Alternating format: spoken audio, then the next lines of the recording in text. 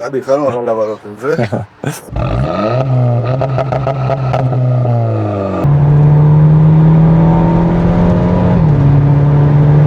მოგესალმებით, მეგობრებო, თქვენ უყურებთ ისევ Just Drivers და დღეს აი ამ ულამაზესი აუდით მინდა რომ დაგიბრუნდეთ კიდევ ერთხელ.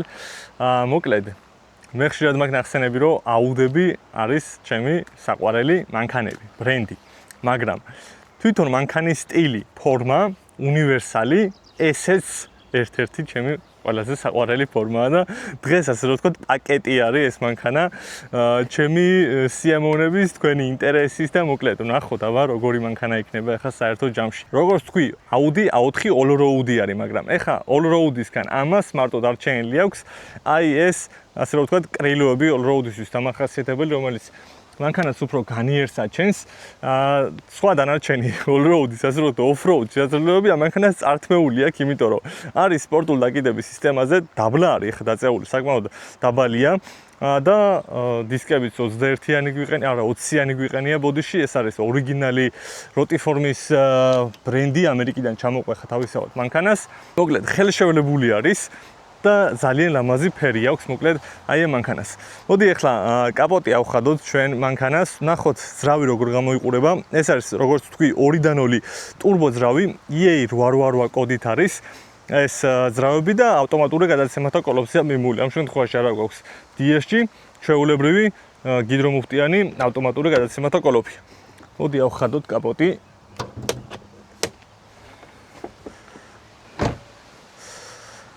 Так. მოკლედ, არაფერი განსაკუთრებული ახლა ძრავის მხრივ თვითონ რო შეხედავთ, ჩვეულებრივი 2-დან 0 ტურბინიანი ძრავია, მაგრამ აი აქ გვაქვს APR-ის მანიშნებელი, რომ შემშვებთან ერთად კარბონი არის თავისთავად და დაახლოებით ახლა 210 ცხენი აქვს ამას ქარხნულად, თუმცა ამ შემთხვევაში ნამდვილად ვერ ვიტყვი რამდენ ცხენზე, იმიტომ რომ ტურბინა შეცვლილია, კანო 4 ტურბოყენია, როგორც მე პატრონე მითხრა და კარგადაც დადის. მოკლედ, ეს არის მეორე თაობა, ახლა მიუხედავად იმისა, რომ 2014 წლიანია, ეს არის მეორე თაობა მაინც EA888 ძრავების და რო გაარჩიო მარტივად, აი აქ უყენია ამას ფილტრი თვითონ უკვე რკინის კოლოფში, მესამე თაობებს უკვე უყენია პლასმასის ხუბში უნდა ჩასვა თვითონ. მოკლედ, დავხუროთ ახლა კაპოტი, დავქოქოთ და ხმას მოусმინოთ. ძალიან მაინტერესებს მეც აი ამ სიწყნარეში და ასე რომ ვთქვათ, შვიდ გარემოში როგორ ხმას გამოავლენს.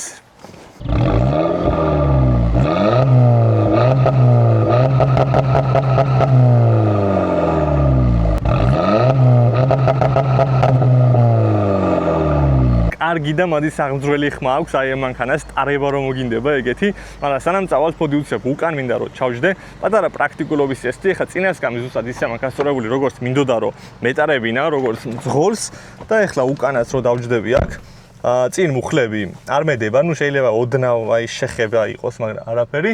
ჭერიც კარგია, მაღალია, თავი არ მედება. უკან ტყავის სალონი, თავისი დიდი ბარი და რამხელა არის ეს და ეს იხსნება კიდე და შიგნით სათავსო და აქ სადღაც ჭიქებიც უნდა იყოს. კი, ოღონდ ეს ნაერთ მუშაობს, არ ვიცი, ანუ აქ რო დადო ხო გადავარდება. კარგი, არ დავეძებ მაგას. შედი შიგნით. ოპა. ნახოთ როგორ დადის, როგორ ჩქარდება 0-ით გავზომოთ და სულ ეგ იქნება რა. წავედით.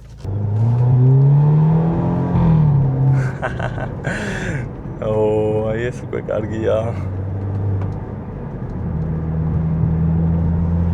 Audi რო არის და აი მოსახვევში რომ მოყვება კვადრო, ეგ კიდე ცალკე სიამოვნება არის. მოდი მე ჩემ ჯეტაზე მენუალით ავარ მიჩვეული.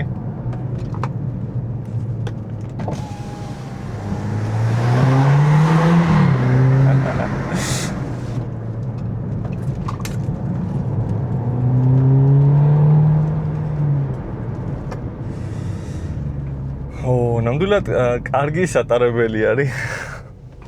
კარგი ემოციები მაქვს ნამდვილად აი ამ მანქანას.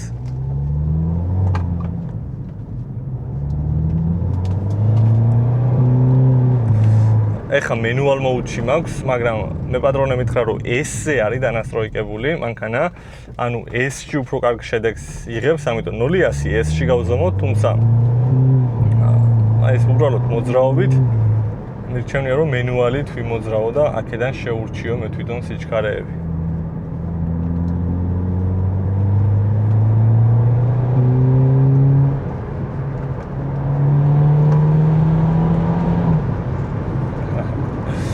ერთხელ რომ ჩამოწევ დაბლა, გადააქვს D-ში. მენუალიდან. კიდე თუ ჩამოწევ, გადაიტანს S-ში. ისევ თუ ჩამოწევ, ისევ გადაიტანს D-ში. საკმაოდ მარტივი გასაგებია, თუმცა ჩახლართული რაც იყო ამანქანაში, ეს არის კლიმატ კონტროლი. ანუ მე თუ მინდა რომ ეხლა აუწიო მაგალითად დაბერვის დონეს და ამას დავატრიალებ, აუწევს ტემპერატურას. აი ეგ ხედავთ ეხლა low-დან ავა high-ზე. მაგრამ თუ აქ დავაჭერ კიდევ ერთხელ ხელს აი ამ ვენტილატორის ღილაკს, შემდგომ უკვე ეს გადაიქცევა დაბერვის დონის ასე ვთქვათ ბერკეტად. ანუ ეხა ისევ ტემპერატურას ცვლის, თუ ამას დავაჭერ, უკვე შეცვლის დაბერვის სიჩქარეს.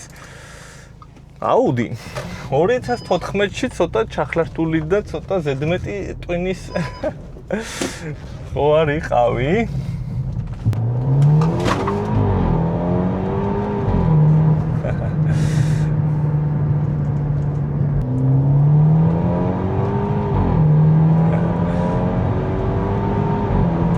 გესმით ალბათ. ამ ძრავებს ზოგადად აი ამ EA888 ძრავებს ძალიან დიდი პოტენციალი აქვს. ეხა ეს მანქანა ჩემი აზრით დაახლოებით სადღაც 300 ცხენამდე იქნება რა, როგორც იგრძნობა რა აჩქარებით. უნდა იყოს 300-მდე უპრობლემოდ. მაგრამ თუ მიყვები ამ ძრავის გაკეთებას, კიდევ ბევრად მეტი შეუძლია რა, ანუ ასე ვთქვათ, რამდენს ფულსაც დაახარჯებ, ალბათ იმდენ ცხენისალას ამოიღოს პროპორციულად რა. მოდი ერთი S-ში დავაჭიროთ.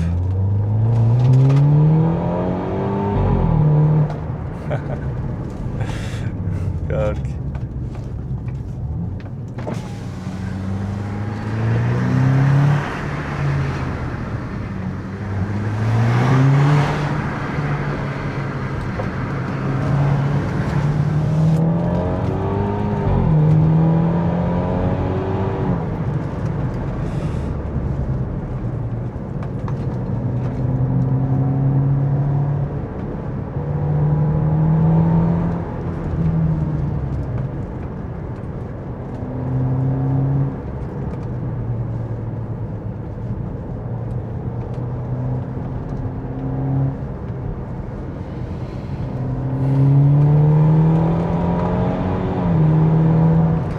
ახლა ბენზინი ჩავასხა ჩვენ და მერე უკვე გადავინაცვლებთ ავტობანზე.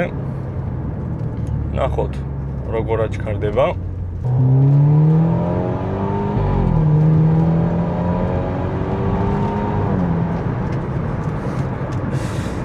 აქ ცოტა ცუდი გზაა და აი ხისტი დაგიდება რო აქ მანქანას, იმით სიარულს ვერ იდები, იმიტომ რომ აი ახლა აქ მაგა ვერ იგრძნო ეხლა რეალურად მანქანა მაინც შემეშინდა, იმიტომ რომ ბევრი მანქანა მყავს ნატარები აი ესეც სპორტულ დაკიდების სისტემაზე და ხანდახან შეიძლება ისე ამოგარტყას გზამ რომ შეგწყვება რა რომ ბაშიანელი.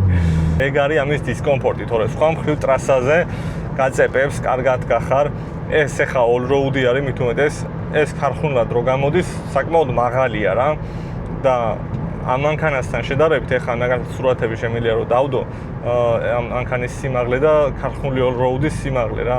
ეს მანქანა ბევრად უფრო დაბალია. მაგით ვიზახი რომ all-road-ის უკვე ამას აღარაფერი არ აქვს, ეს არის მარტო A4 road-ი დარჩენილი, all მოშორებული. გადიხარ მაღალაბაროთებზე. სუპერი გაუშვით. დავდეს ხენზე. არ ვიცი ნახდათ. 300 უეჭველია რა. ერთი თეთრი ლამაზი აუდი აგერაც ყავს. მე მგონი ჩვენი ჯობია. წლოვანებაში გვაჯობებს ის, მაგრამ ეგა, მადლობა.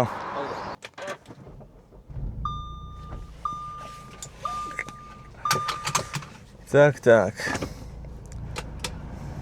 ახლა შეგვიძლია წავიდეთ და ავტობნისკენ გავეშუროთ. მანამდე მოდი ამ მანქანაზე მინდა რომ ვისაუბრო ზოგადად სალონზე.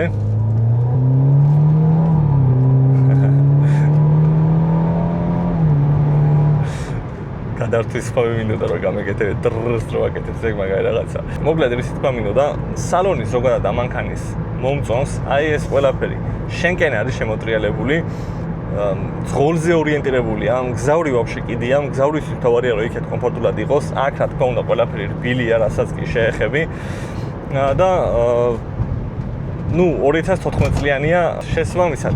აი იქ ახლა მონიტორზე მაგალითად ხარტი არის, თუმცა ანუ მონიტორს ეთყობა რომ მუსიკები ჩამერთვა ბოდიში და კადრი ამოვჭერი, იმიტომ რომ კოპირაიტი დამედებოდა. ხო, ის თქვა მინდოდა. ნუ მონიტორს ახლა თუ დააკვირდებით აუდის მონიტორების სიფერადით ზოგადად ამწლოვანებაში არასდროს არ გამოირჩეოდა. ესეც თავისთავად რა. საკმაოდ ხარტი არის. ეხლა აქცეთის ზონას გვიჩვენებს. ნორმალური არის ეხლა მაგალითად აუდისთვის, ამძრავებისთვის. ხო. ნუ სალონს რო თავი დავანებოთ, მოკლედ კი უყურებთ ეხლა თქვენს როგორი არის აუდია, რა თქმა უნდა, კომფორტზე და გათვლილი და მაღალ კლასზე. ამძრავებზე მინდა 1-2 სიტყვით რო ვთქვა, რომ ზეთის კლება ჩვეულებრივი პროცესი და მომენტი ამძრავებისთვის გასაკვირი არ არის ყოველ შემთხვევაში. და ამძრავებში კიდე საყურადღებო არის ცეფი თავისი დამჭიმების და თავისი ბაშმაგებით, აი პლასმასებით, რაზეც ეს ცეფი დადის თვითონ, იმიტომ რომ დროთა განმავლობაში ეს ტურბინების ძრავების ზოგადად ხომ ხურვალე ძრავებია და ესეც რა თქმა უნდა გამონაკლისი არ არის. ამასაც კარგი სიმხურვალე აქვს, შესაბამისად აი ამ პლასმასებს დროთა განმავლობაში აშრობს და არის იმის აშროება, რომ თუ არ შეიძლება გატყდეს და ნუ გატყვის შემთხვევაში რა თქმა უნდა ცეფის სისტემა ჩამოიშლება და კაი არაფერი არ მოხდება. მოკლედ ეგ თემა საყურადღებოა. სხვა მხრივ ახლა განსაკუთრებული არაფერი. უბრალოდ იცით რომ საქართველოში ცოტა სერვისების გაკეთება არ უყვართ ხოლმე და ერთი მანქანა, მით უმეტეს ახლა ამ ახალი კანონის შემდგომ, როცა უკვე ახალი მანქანის შემოყვანა ძვირის სიამოვნება გახდა და ეს მანქანები გადაინაცვლეს სხვადასხვა პატრონების ხელში და ერთი თუ მოატყუებს მეორეს რომ მე გავაკეთეო და მეორე მესამეს მოატყუებს რომ ეს გავაკეთეო, მეოთხეს ხელში ჩააგდება მე ეგ მანქანები რა. ამიტომ მე ურჩევ ყველა ჩემაყურებელს რომ სანამ მანქანას იყიდით უკვე დღეს ესეთი რეალობა დადგა, ნუ აქამდე უნდა შეგემოწმებინა, მაგრამ ახლა უკვე აუცილებელია რომ მანქანა მიიყვანო კომპეტენტურ ადამიანთან, ხელოსანთან, რომელიც შეგიმოწმებს დეტალურად, ჩაიხედება ძრავში კამერით, ნახავს შიგნით ცილინდრის კედლები რა მდგომარეობაშია, ცეფის დამჭიმის დონეს ნახავს, ერთსიგოთ ყველანაირად უნდა შეამოწმო უკვე დღესდღეობით მანქანები. თქვენი ვარაუდები დაწერეთ კომენტარებში, რამდენ წამში აჩქარდება 0-დან 100-მდე. მე გეტყვით მაგალითად შედარებისთვის 210 ცხენისძალიანი თითქმის იგივე ძრავი ხა ჩემი მანქანა, რომელიც არის წინა წამყვანი, ცოტა მოჭიდება რო უჭირს, ჩქარდება დაახლოებით 7 წამში 0-დან 100-მდე. ოღონდ ბუქსაობს, ვერ ეჭიდება. ამ მანქანაზე ახლა 4-4-ზე არის და მოჭიდების პრობლემა წესით არ უნდა გქონდეს. თან 200-ზე ბევრად მეტი ცხენი უნდა გქონდეს. მოდი ვივარაუდოთ აქვს 300 ცხენისალა. დაწერეთ ვარაუდები კომენტარებში, რამდენ წამში აჩქარდება აი ეს მანქანა. კარგი. აქ გავაჩეროთ. კონდიციონერი გამოვრთოთ. ფარები ავანთოთ. დრაგის მოწყობილობა გვჭირდება. 1, 2 და 3. 30, 60.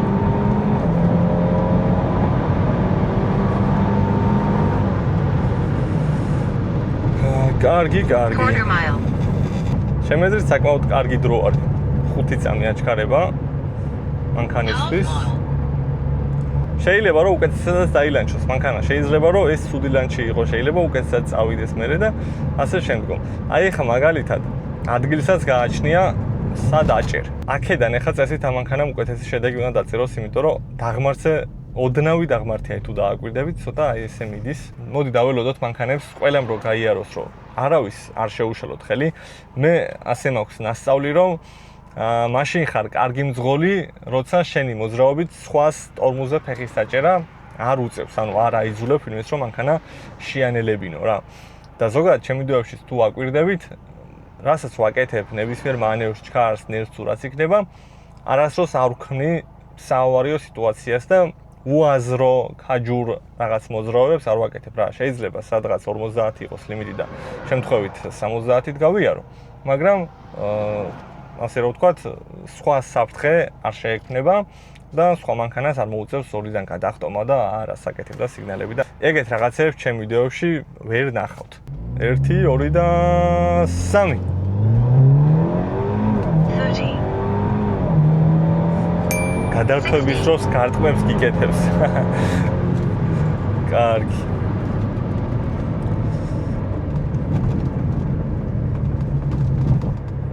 აი ეს იყო 4 და 99, 0.02 წამით უფრო ჩქარი იყო, როგორც გითხარით, იმიტომ რომ აი დაღმართვა მოგცა აი ეს პატარა შედეგი რა. მოკლედ, მოდი ახლა ხო გითხარით რომ ედაკიდების სისტემა უხეშია თქო. კარგი, გაჩერდი შენ დაისვენე, შეგიძლია ეს დასკრინული გვაქვს უკვე. საკმაოდ მალე ჩქარდება, ახლა სიმართლე რო გითხრათ, აი მაღლებში კარგად მიდის.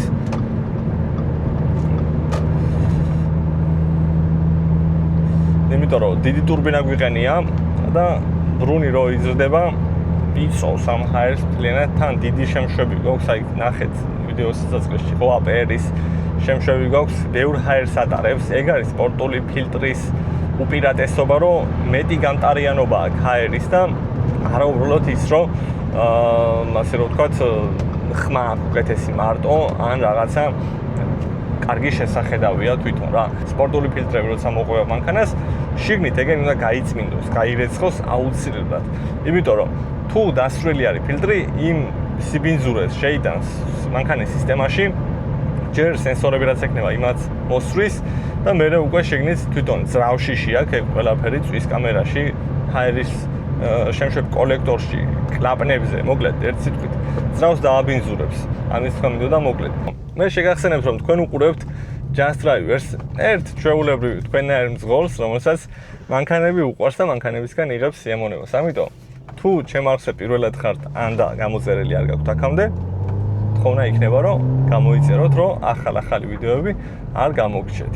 აქ სხვათაშორის გვაქვს პატარა მაჩვენებელი, ეს 0-100-საც გიზომავსო, თუმცა ეხლა დრაგი მქონდა, აგერ და ამას არ ვენდებოდი და რაღაცებს ზომავს კიდე, ეგეს ჩამოყვა, ასე რომ ვთქვათ, ამერიკიდან ჩამოვიდა დახუნძლული ეს მანქანა. აუ რა შემოვიდა სპრინტერი, შეხედეთ. მოდი მენუალ მოუდში მინდა რომ ვიარო. აი, მარტო ესით რაღაცნაირად არ იგრძნობა რა ეს მანქანა. შენით რო რთავ რაღაცა შეგრძნები მოაქვს რა. ZF-ის გადაცემათა კოლოფია. აუჩ. და საკმაოდ ბევრ მანქანაში გვხდება, საკმაოდ გამძლე კოლოფია. ცოტა დაუნშიფტი 4000-დან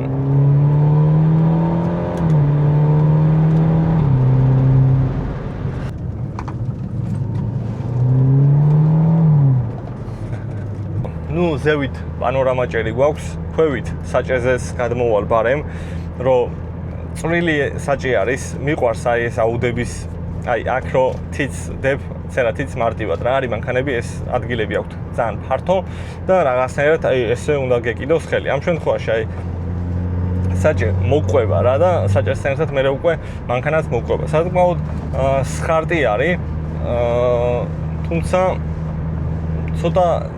ცოტა მეც ვისურვებდი.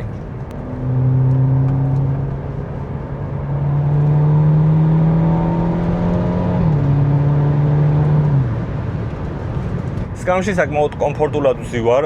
არც ძალიან მიჭერს, ეხლა აქ გვერდებზე არ მიჭერს, თუმცა მაინც აქვს აი ეს რაღაცა გამოწეულები, რომელიც საერთოდ გათავსებს და მოსახვევებში მანევრის დროს აი ამ გვერდებს ეჯახები და არ გაძლევს საშუალებას, რომ რაღაცა ამ სკამზე გადავარდე, გადმოვარდე რა. კარგი. წვამინდა ეხლა რომ ვნახო მე ამ მანქანის, უბრალოდ ვერ მივედი მაგამდე რა. ზეღან S-ში მქონდა თურმე ხელახლა ჩავთოთ კრუიზ კონტროლი. ავწიოს 100-მდე. საშუალოდ უნდა ვიანგარიშოთ, რომ 100 კმ/სთ სიჩქარეზე წვავს 7 ლიტრა ბენზინს. ხმა მანქანაში ახლა არ შემოდის. ეგ მომეწონა, ეს შუშად როგორც ვთქვი, ჩაწევ. ეგრევე იგრძნობა გარედან ხმები, მოდი გავუგრილე უცებ მართლა. ბუგორების ერთი დადებითი ისაა, რომ დალანჩვის საშუალებას გაძლევს რა. კიდევ ერთი ბუგორი ნიშნავს კიდევ ერთ ლანჩს. დალანჩო და აი საჩქარების შეგრძნება კვადროს მოჭიდება, ეგ ყველაფერი რომ იგრძნო რა.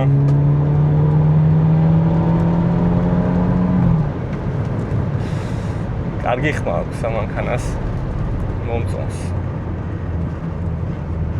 თანამედროვე აუდის სალონზე მინდა რომ ვისაუბრო კიდე. კი კარგი არის რომ აი შვაში მონიტორი გვაქვს და ეს გადადი, გადმოდის და დიდდება შვაზე. აი ის როგორც TTS ქონდა ტახომეტრის სიჩქარეები ყველაფერი ლამაზია, მაგრამ აი ეს ჩემთვის შეუცვლელი არის. ახლა მაგალითად აი ეს განლაგება, აქეთ ტახომეტრი და აქეთ სპიდომეტრი, ან პირიქით არ აქვს მნიშვნელობა, აი ეს ორი მაჩვენებელი რომ აქვს, აი აქ და არის მექანიკური, ну ესეც ელექტრო ახლა, მაგრამ მაინც ხო მექანიკური ისრებია რა. და კიდე, აი ჩაშენებული ეკრანი, რომელიც დიზაინში არის შეყვანილი, ნახე, ანუ ამას ყველაფერს ნაფიქრი არის, გათვლილი არის, დახაზული არის და რაღაცა ემოცია აქვს ახლა ამ ყველაფერს და აი თანამედროვე აუდებში რაღაცნაირად ეს პირდაპირ დაატყეპებენ.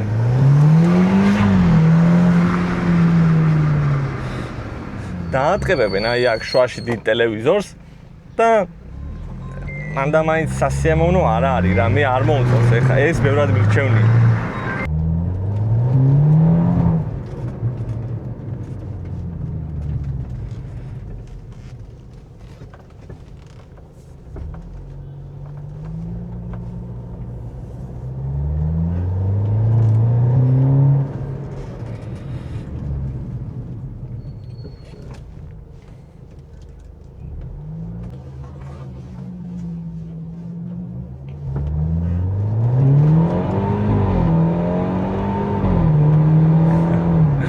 ეხლა არ ვიცი დააგვირდით თუ არა, მაგრამ აი წერან მანქანაში ტიპი იჯდა და ამ მანქანას უყურებდა და ესე გააკეთა. მაგარია რა. მეც იგივენაირი შეგრძნება მაქვს, ბაო, ჩემი არა.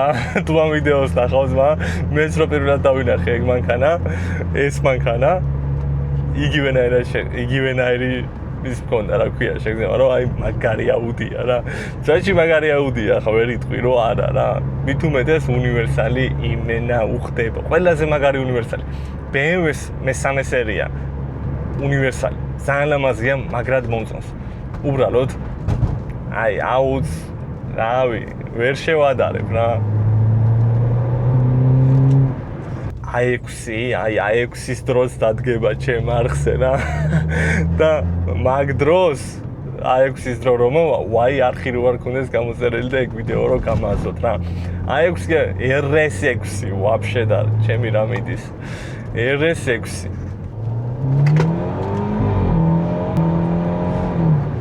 აი ამ დრს ხმას რა საკეთებს. ეგ არის პროგრამულად რა გაკეთებული. DS-ში შემთხვევაში, ამ მანქანაზე ახლა არ ვიცი ნამდვილად როგორ რა და თავს ვერ დავდებ. DS-ში შემთხვევაში, DS-ში სახასიათებს აი ესეთი ხმები გადართვის დროს და მაგას საკეთებს რის გამო, ახლა გეტყვით. გადართვის დროს, აი მაგალითად მექანიკურ გადაცემათა კოლოფს რო ურთავ მანქანას, ხო უთიშავ ცეპლენით, ხო ჩაწევ და დააშორებ ძრავს და გადაცემათა კოლოფს ერთმანეთს რო პირდაპირ ერთიანი ბრუნის გადატანა არ მოუწიოს. ხო თორემ პირდაპირ სიჩქარეში ვაჩავ და ის რასაც ზრავი ტრიალებს, იგივეს რო არ ტრიალებდეს გადაცემათა კოლოფი, მაგიტო აშორებ ერთმანეთს რომ ის შენელდეს გადაცემათა კოლოფი და მე ხელახლა აიყოლიოს ძრავმა, მახავიკით. ამ შემთხვევაში წესით მე როგორც ვიცი აკეთებს რას? თიშავს ალების სანთელს, სვეჩს თიშავს მილიწამებში. უცებ ჩავარდნას აკეთებიებს, ამ პროცესში, როცა სვეჩი გათიშულია და იქ საწვავი შეიფრქვა, ის ხო ვერ აფეთქდა. ვერ დაიწვა. გავიდა გამშვებ სისტემაში და გამშვების სისტემა უკვე ახლა ისე ცხელი არის, რომ იქ ფეთქდება შუაში სადღაც აი გამშვებში და ეგ ხმა გამოაქვს მერე უკან. ზუსტად მაგის ხმა არის DS-ში გადაცემათა კოლოფის შემთხვევაში, რაც გვესმის ხოლმე.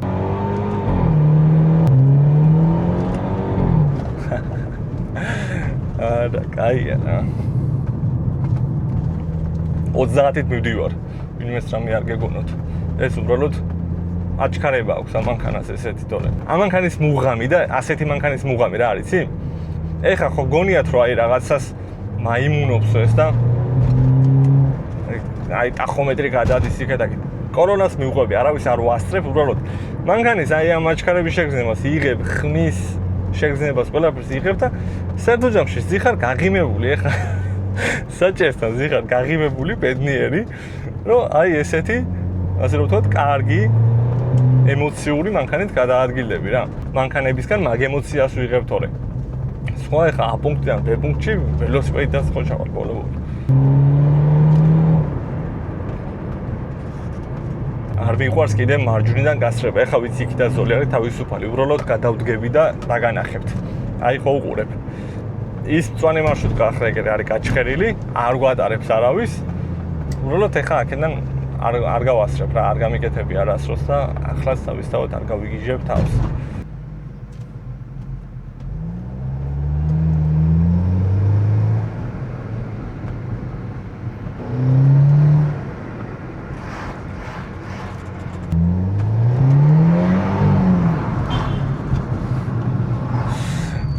კარგი, ტორმუზები გადაგვიხურდა და დროა რომ შევაჩეროთ ეხა სადმე. აი ასე გამოიყურება საღამოს შუქზე ჩვენი Audi A4 all-road. ძალიან ელეგანტური მანქანა და ლამაზი მანქანა. უკანა ფარები ძალიან მომწონს, LED ფარები არის. ხო და მოკლედ ეგ იყო. აუ იქეთ გაზავია ნახე.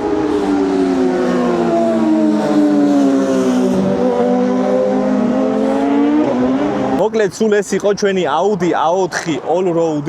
იმედია ვიდეო მოგეწონათ. არხი გამოიწერეთ, რომ არ მოგაგლეთ სხვა მანქანები ესეთი ჩქარი, ნელი და მოკლედ ყველანაირი რა. ჩვენ რა თქმა უნდა შევხვდებით შემდეგ ვიდეოში შემდეგი მანქანით.